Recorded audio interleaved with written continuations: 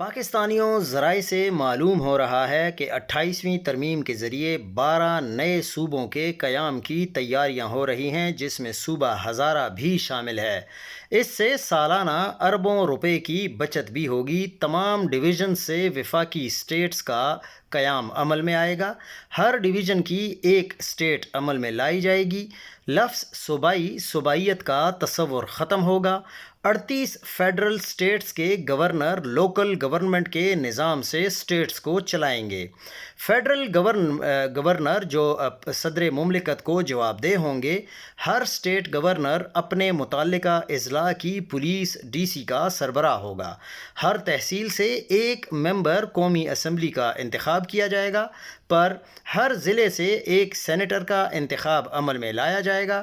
صوبائی اسمبلی، وزراء، مشیران، assembly secretariat کے اخراجات ختم ہو جائیں گے۔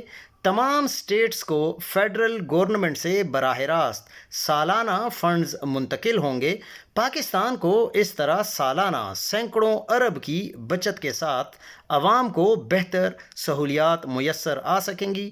میں ایز اے پاکستانی اس فیصلے کو خیر مقدم بھی کروں گا اگر ایسا ہوتا ہے۔